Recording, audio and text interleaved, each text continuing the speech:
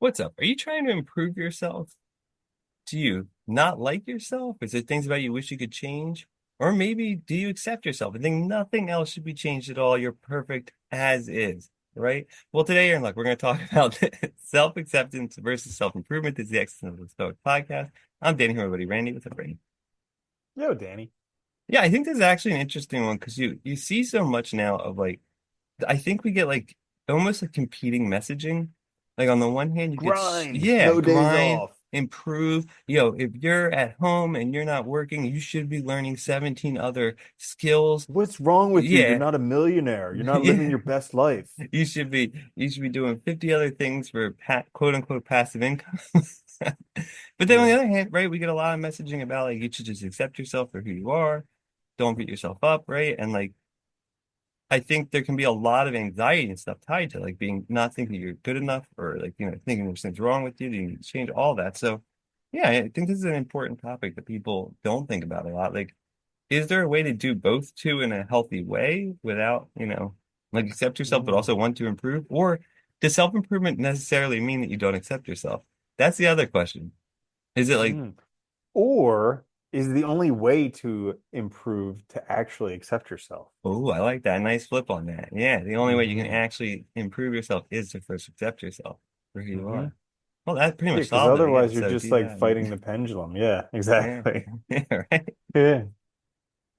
It's an interesting concept because for years I've been going actually since I think it was like 13 or 14 when some douchebag teacher told me that I wasn't very friendly and I should read How to Win Friends and Influence Yeah, it's been a People. long time. You've been reading And stuff like this, I know.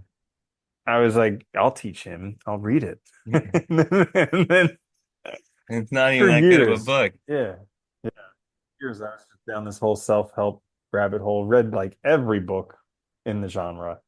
And literally they all just say the same thing over and over again. Usually But it's the yeah. title Exactly. repeated. It's the catchy Yep. title. Yeah. Yeah. And if it has F star CK in the title, it's going to sell a lot more than anything else. But Well, because then you want to put out the notebooks, the yeah. dream journals. Or if Yeah. it's written by somebody who is in the special forces or something like that, Yeah. they definitely sell a lot more too. But anyways, um, where was I going with this? Oh yeah, so like a long time I was down this self-help rabbit hole. And then, I the more and more I've learned now, the more it seems like self-acceptance is kind of the way to get everything that you want anyways. I mean, like, yeah, I mean, you need to accept yourself. Like, I think if you don't accept yourself, all these attempts to change yourself, they're going to be misdirected too. Because it's trying to, I think there is a problem with like the self-help movement can be good. Like when you're dealing with a problem, you need to resolve it. It's sometimes you need help, right? That's fine. But if you don't accept yourself, you might be trying to change yourself to conform to other ideas of what you think people want you to be like, rather than being yourself. And that's always going to fail, right? Because you're They, always they going to be trying to be somebody else, like acting. they did a study one time. The biggest indicator that somebody is going to buy a self-help book is that they bought one in the past 6 months. Yeah, that makes sense, right? Well, because there is no, but there's like it is like it's self-help. The industry is very, I think, gamified. There's these small little wins that make you feel really good. Especially if you start reading like self-help books. I mean, I always think of like you can do other things for self-improvement, obviously, but that industry particularly, I think it's built like the mobile video games, right? You do this, there's a little win. You do this, there's a little win, but then you finish the book. And it's like most people aren't going to keep doing the exercise and stuff. So what do? They go get another book and there's these little wins and it feels good, right? And you're in this, Mhm. you're like always working on the project of yourself, kind of. Hmm Yeah, so there's this author that I've read a few times recently, Oliver Berkman, and he just came out with a book, Meditation for Mortals, and it was pretty interesting. He was talking about some of this stuff with like self-acceptance, and one of the things he quoted someone else, I don't know who it was, but Some they were person. saying, yeah, all the stuff that you're trying to change, like just imagine for a moment that it's just going to be with you until the day you die. So like do that and kind of come to grips with it for a while. And then it's like I did that and I was doing that and like all this stuff because all these things I've been trying to change forever. And it's like, you know, if I just, I'm like, well, if it's going to be with me till the day I die, that kind of takes a little bit of That's a like the load off. negative visualization right from like the Stoics, right? You imagine the same that bad thing happening over and over again, and then it kind of loses its impact after, Hmm 10, 20, 1,000 times. It kind of becomes like Yeah. not a big But deal, then, but it's also like I'm not fighting it so much now because I'm like, because if I think that I can do some self-improvement to improve and to get better and to make it go away, then like because it's not gone now, then it's like, oh, this is terrible. Life sucks, everything. But Well, if that's I'm just like, it, right? it's Yeah. just going to be with me forever, it may be improved, but it'll just be with me forever. Then I'm like, you know what? Fine. It's with me forever. I can do what I can to improve it, but hey, it's with me. That's a much healthier attitude too, right? Because I think that is the other side of it, which is part of self-help is making yourself feel like you're not good enough and that there are things wrong with you so that you have this urge to fix them, right? And it's like, and I think there is danger there because that can make you really get, down on yourself, angered yourself, depressed, stressed, whatever. It's funny. I Hmm always think of too, like especially when I think of like my past and stuff, like, people always wish they could change things and all. And I'm always think of Nietzsche's eternal recurrence, the idea that everything repeats and all things are connected. Because it's like, well, if that stuff didn't happen, my life now would be probably very different. Like you can't imagine removing part of your life or part of yourself and the rest of it staying the same. It doesn't work that way. Like if you change one thing, everything else is going to change in order, to fit that. And so hmm I think that's the other side where self-acceptance comes in, like realizing that, you are who you are because of all these things that make up you. And so you hmm can work on them, but you also need to realize that like you can't just like wish them away, sort of, or like changing one thing might mean changing everything. And then would you like your life still? True. Well, and so that kind of comes down to like the heart of everything being self-acceptance. Because it's like Probably, yeah. if you can just accept yourself the way things are, then you're already in nirvana. You're enlightened. I mean, that's Life's a just the lot way easier, things isn't are. it? And I think, well, Yeah. isn't that funny that like the thing we struggle with the most is like our own consciousness? Literally. hmm Like it's kind of funny, Yeah. like we create problems for ourselves. You know, we think, and it's so funny too that so much of it is false information. Like we think people see us a certain way, and therefore we need to change. But in reality, we probably aren't even presenting that way to other people. They probably don't even realize it if they even Yeah. care. And like, Yep. it's like when people talk about like really embarrassing thing happening and like being so, oh my God, like everybody's looking at me. Studies have shown like most people don't even remember the person that it happened to, anything about it after the fact. They might remember the event, but everything else is like a blur because it's not them. It's not on their radar, hmm right? Like, and I Yeah. think, it's interesting, but yeah, it can be dangerous. You can get in this trap of, I think, trying to please other people rather than, yourself. Well, because also it's very easy to compare your insides with somebody else's outsides. Like Yeah. you see their outside, you see their pictures on Instagram or whatever, you see their Facebook profile or whatever you're looking at, or like the few public appearances that they have. You see that perfect image that they have, and you're comparing that with the subjective experience of all this of basically the essence of being a human, where you Yeah. just have this wash of emotions all over the place. Some are good, some are bad. You have no idea what you're doing. There's no instruction manual. And it's just like everybody else has it together and I'm just a mess. You know what's funny about that too? Now I'm now on Facebook, but I never was before. And I guess like sometimes like, like it recommends like people, that you think they think you might know or whatever. And I guess some of the accounts are old. But I stumbled the other day I came across one. It was someone we knew from high school. And it was a picture, like I guess their profile picture was like them, their wife, and their kids. But I know they're divorced now. But I mean, like, it's funny because, like, that's the thing, right? Like, you're never going to put pictures up that show that side stuff in your life. You're not going to show people, like, you're not going to put a picture up of you fighting with your partner or, like, Mhm. I don't know, like things that are like things you're struggling with because generally Realistic, people yeah. don't want people in the world to know about that. That's personal stuff. So it's hmm this curated representation of your life. And I think if you really knew the person, you know that, like, yeah, it's a idea of their life. It's stuff that did happen. It's images, but it's not a real portrayal of who they are or what they're going through, right? hmm Yeah. So that now that we've ruled out that, self-improvement is important, but self-acceptance is probably more important, how does one go about doing it?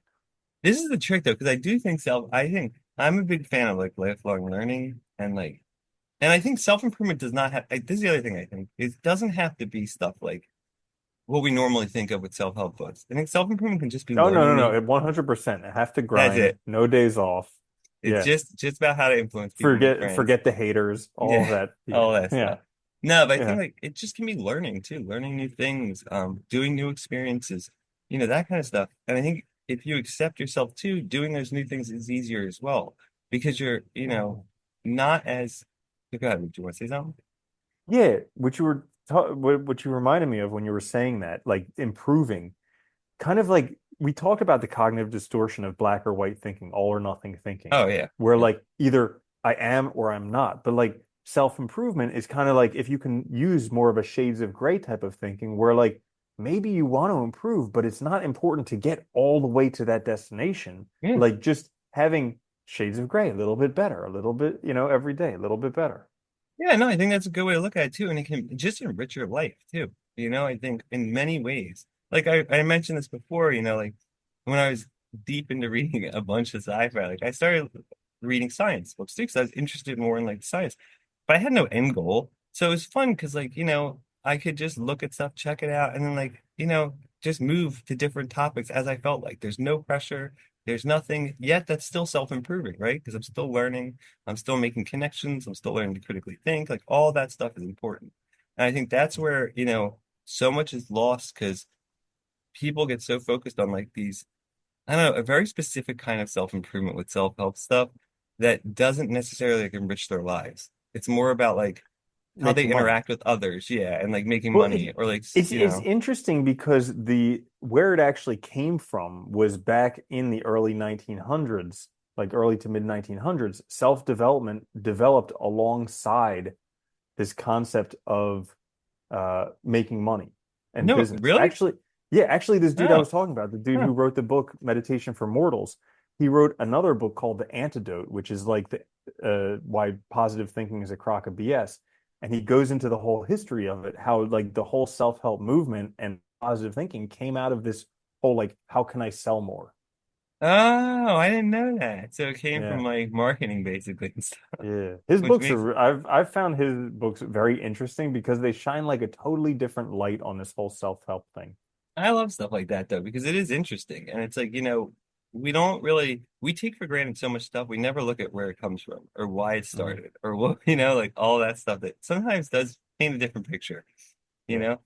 And I think it's definitely. also important to realize that like most things out there in the world, in our world, are advertising to us. They want us to buy their stuff. I mean, like it always cracks me up when I go to like a bookstore and you go to the self-help section and you see like everyone now has a journal. They have like a branded calendar, a branded this thing, Hmm. a branded that, because they just like want to sell you more and more crap. And it's like you don't need any of Hmm. that stuff. Like it's very funny. Yeah. Hmm.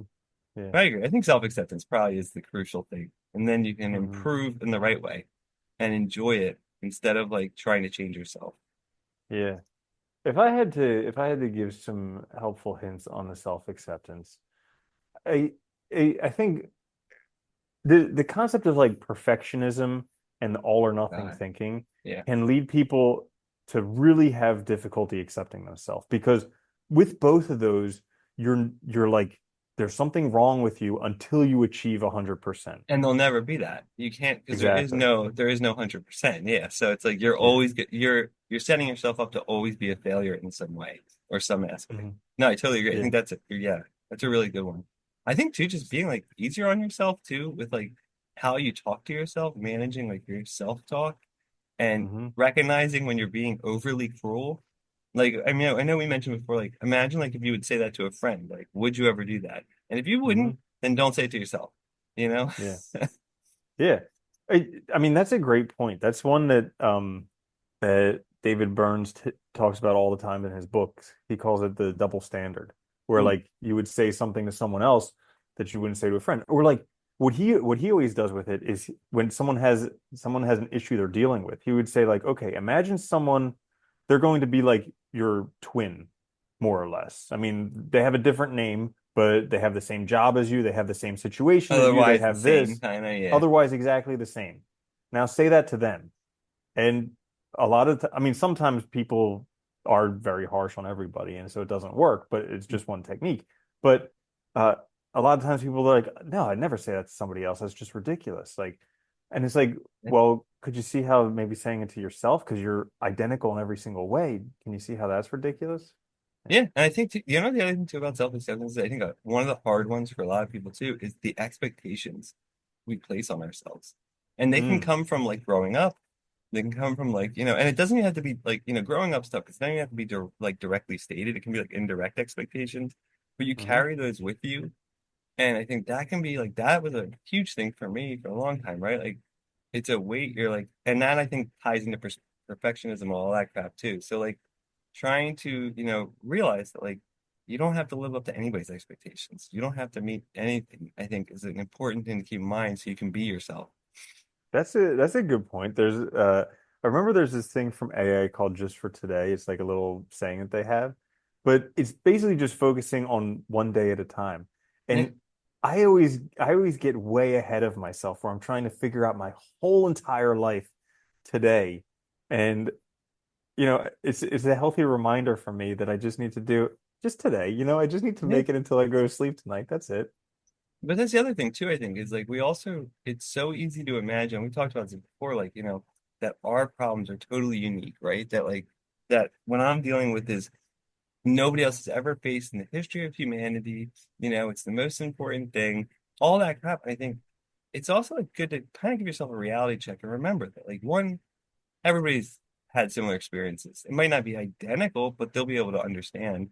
And two, like you're not alone in this. You're a person. Human experience is yes, it can be different, but it's also very kind of uniform too. We all go through like that's why I like reading philosophy. You see these guys going through the same problems we're going through today, thousands of years ago.